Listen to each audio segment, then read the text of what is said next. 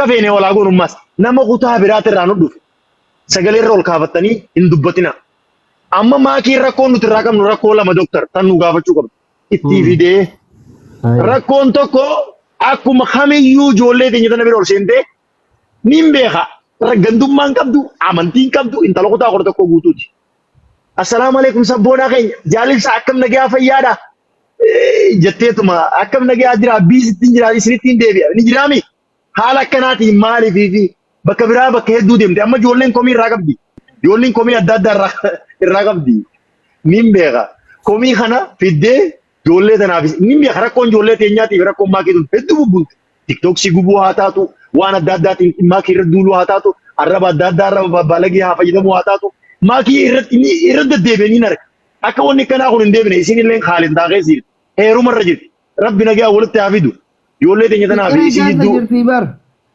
في نيم بيخاف وان كان جولة تنيا في ولد فيدي ما كي نتلي ما كي ديبا مغافنو الربا ندورو جولة هرجع بك جولة هرجع رابطة ما كي انتلقى هبجم تو انتلقى علي بك بريدو غرغرة شديم نوان تيف غربا هبجم ما كبت غربا ورا باليو غرغرة شديم نوان تيف ديبا مني غافن إيشين لي وان غوتي خنا رادوتة ديبا منو غافن تو فيني دبين كيسان إفنا تيا إذا دبين كي أكس أنا دبين كاريفا دبين كي ناتا جت أثر ميديا كنا من زمان والبين تكا ولت تبونين بين ونا يو كيسان لنوتة وانا كاتنا جت وان سندل كابيت ما سرس إم بيت عملا كي يلا سرت بيت هي لوكا كل لولا تي والله وجولنا ما رزتون لي رهتون إثاني ناتا تي أما والله إبسا كنا جال إبسا يجوا باية جالت دانا سيغالي متي ناتا يعمل لسالة غوغا تاون أكما إثاتي تي وان إتسفا يدوفي وان إتسريدو كافو قراتا كان hedduu namni ammoo ijoollee asirraa waliin tu keessaa yaadni kiyyaaf keessaa yeroo baay'ee waliin galle sabboonaa qofaan ijoollee nama rantu keessaa isa dhugaa rabbi jechuudha.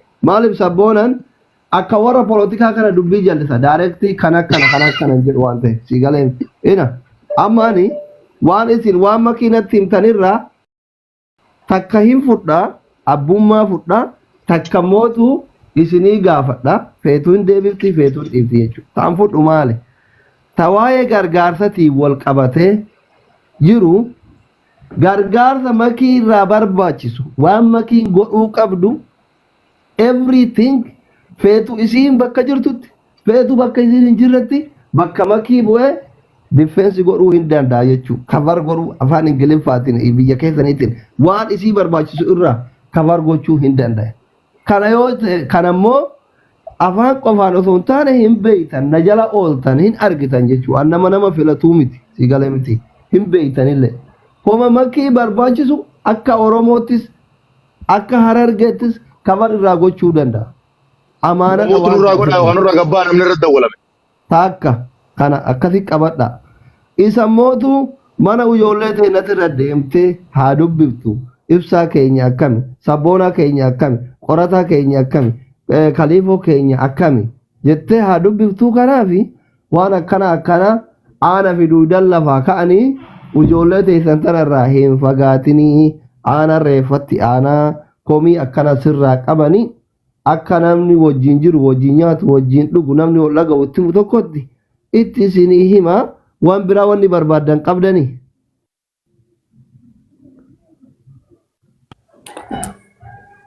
Doktor Galatome laala manuti maakiin gastii teenya hundarra deemtee akkami nagaa fayyaadha abaloo akkami jechuu doon taane nuti barbaanne ammatti waan biraa doon taane maan akka mataa fayyaatti maakiin yeroo hedduu ijoollee teenya tana yeroo komii irraa qaban dhuftee maalii rakkinne keessan wanni fakkeenyaaf amma jaalibsaan faa yeroo isii qomatan sabboonaa yeroo isii qomatu maalii rakkinne keessanii maaliif jettee dhuftee gonkumaa gastii ijoollee teenyaa seenteen hin dubbattu rakka.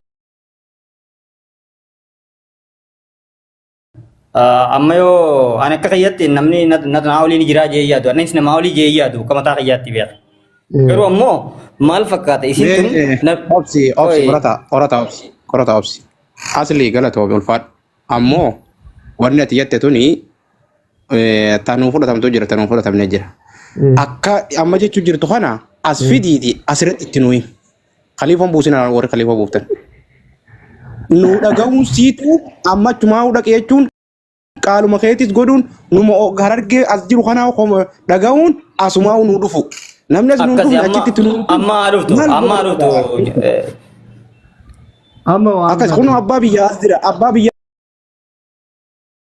as jira akka tokkotti nama walitti dhalaawanii khaliifoon as jira yoo nu kolkolii as jira abbaan biyyaa bilbila isii qaba bilbila isiniin fidu ani maa hin.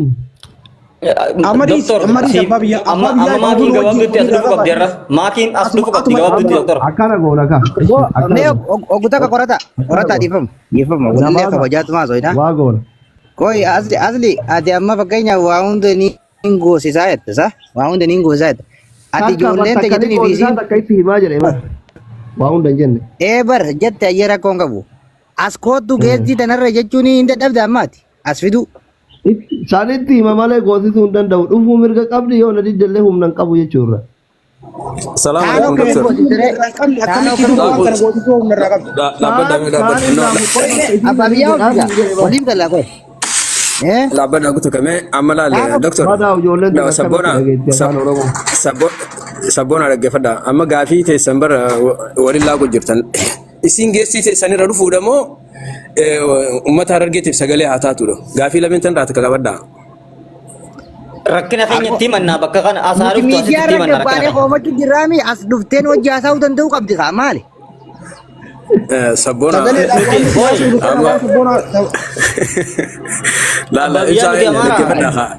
Amma abbaan biyyaa irra dhufteemi waan nuti dabarre hin beektuu mi dhaggeeffadhu.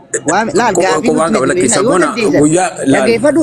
Gaafii karaa keenya gara hin beeknyaati dhaggeeffadha. Waan dhaggeeffadha jedha. Sabona dhaggeeffadhu gaa laalama.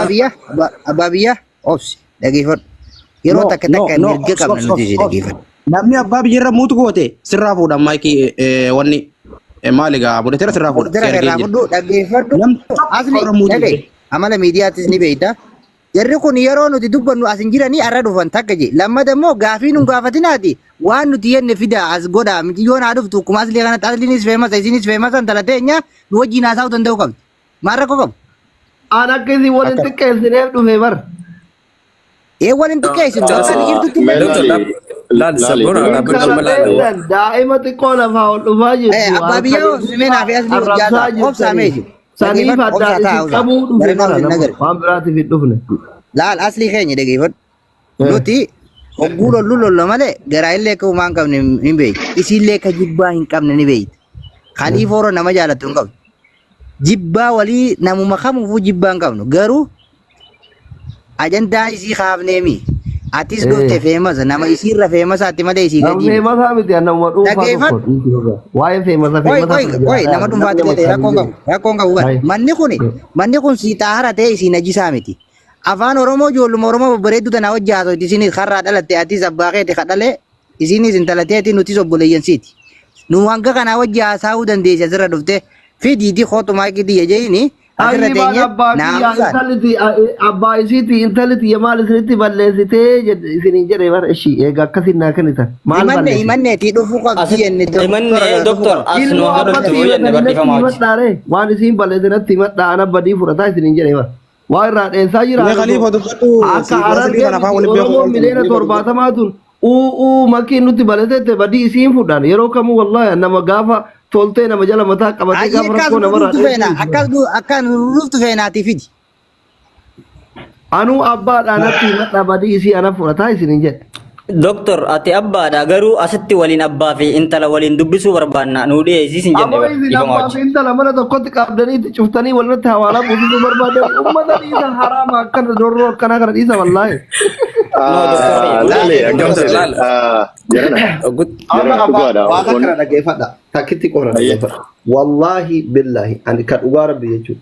Hunda keessanuu isin jaaladha isin kabaja. Makiin mootuu mor ijoollee miidiyaa irratti baradhe everything wallaahi.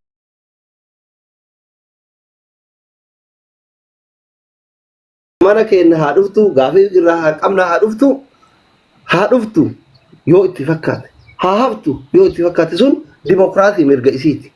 Waan isiin godhuu qabdu mootuu yoo isiin rafaa jiraatte yoo akka isiin irriba irraa hin jeeqamne bakka bu'ee hin godhaa isin hin jedhe dhugalleen kanuma. For example amma isa amma sabboonan gaafii irraa qaba sabboonan si barbaada kaliifoo si barbaada abbaa biyyaatu si barbaada isa jettan kana itti tolu dhufuu dandeetti Dhaqqabuu dhabuu dandeetti. Dhiisuu dandeetti sun mirga isiiti. Ani gurra qabee isii miti jaartii xiyyaayyu achi dhaqe jechuun hin danda'u jechuudha. Isinii galee miti. Isa mootu waan godhuu qabdutti bakka makii bu'ee isinii gochuu hin danda'a isinii jedha. Kaasanirraa Bakka maayikii maaliif nu buutu qoyaati asli? Naaf qachi. Bakka maayikii maal nu buutu?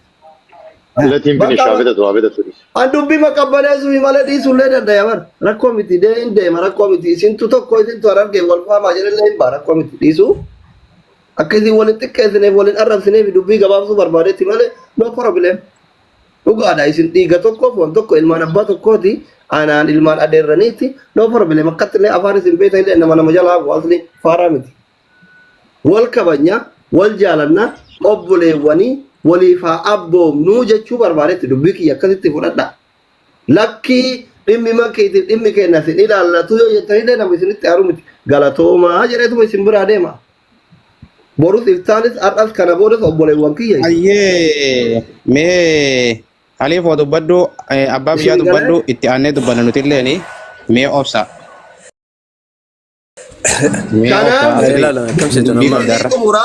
Khalifoon jedhe akka waan Khalifoon reef jedhe san mucayyoon tun jaalala keessa jirti. Namni wal jaalatu hadiisa rabbiitirraa waa'ee nama jaalatu san dhagahuu barbaada. Isinii galee miti. Waan sassallee keessatti godhaa. Mee ibsa raabsi.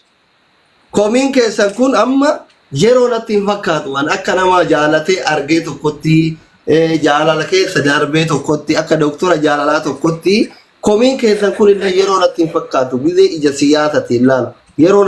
Yeroon kun amma yeroo waa'ee sabaa, waa'ee rakkataa, waa'ee komii itti haasanii miti. Waa'ee ababaa walii kennuu, waa'ee sirba jaalalaa fa'aa waamanii dhageeffachiisan natti fakkaata. Safuudha garuu abbaan ilmoon akkana jechuun isinii galee.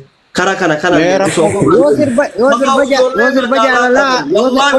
sirba jaalalaa feeree hin dhufti. Mas. Laa jechuun isinuma gorfataadha nama yeroo qaba wanni hundi gizee qubatan jechuudhumaa fi hundaafuu ani baay'ee isin jaaladha wanni irra deddeebi'ee isin jechuu barbaadu wallaahi makiin hamtuu ijoollee ganda ofiiti miti hamtuu bani aadam lafarra deemuu kana nama qabuu miti nama qulqulluu kana fudhadha. Okay, asli. Amma Dr. Lal, amma ibsa. Amma Lal bisila gaafii karaa dhugaarra deemtanii bareeda amma gamanaa fi gamana waliin godhamu jirti. Amma nuti namni sagalee nu ta'u hin jiru maakiin ta'uu qabdidha Dr. Kajoolleen jechuun jirtu ilaarra. Maakiin maaliif doontii maaliif? Maal jettanii dhachiisin qabsaa jettanii ani eruu barbaada osoo isin hin jettee fakkeenya. Bisa amma Dr. Habibran ofini.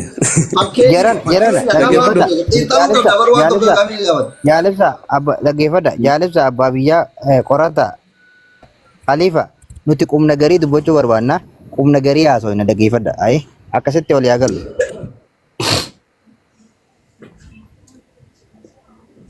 Amma laal dhaggeeffadhaa kaame amma sagalee namni ta'u hin jirudha qorata ibsa sabboona Khalifa sagalee namni nu ta'u hin jiru maakiin maalii fi sagalee ni qabdii sagalee hin taanedha dubbii takki jitan rayyoo haasawame bareedaadha maakiin as dhufuu qabdii achi dhufuu qabdii osoo hin taane dooktaras jira waan kun maaliif godhamuu dadhabamee maaliif nu jalaa cal jettii yoo jettanii gaafii kana dhiyeessitan. Dooktoraa abbaa biyyaa sa dooktoraa kanaa keenya moo maayikii teenya abbaa biyyaa. Akka dhiisgaa namni laal karaa beekuu ni wal qaba karaa dandeemuu wal qaba malee. Bakka sana waa isiniin jaagaa. Kabajaa asliin gudi kana isiin akkamiin nuuf dhabde arrallee rabbi jaala saboo isin maal taatan kabajaa asliin ilmi adeeraa nuuf godhe isiin akkamiin nuuf dhabde boleetiin teenya. Mee waa isiniin jaa dhaga'aa waa isiniin jaa taatuni taate ta'uu baattu abdeetii namuu karaa beeku deema walaal obboleeyyan. Namni afaan dadaatii walii dubbatee walii dhageeffatee bakka kanatti bakka jallattee hunda sirreeffatee tolfataa jechuudha. Amma maakiin dhugaadha dhimmoota harargee wajji wal qabatee deemu asliin ifisiin gargaarsa amma durallee godhanii jiranilleedha rabbii isaan irraa haa jaalatu.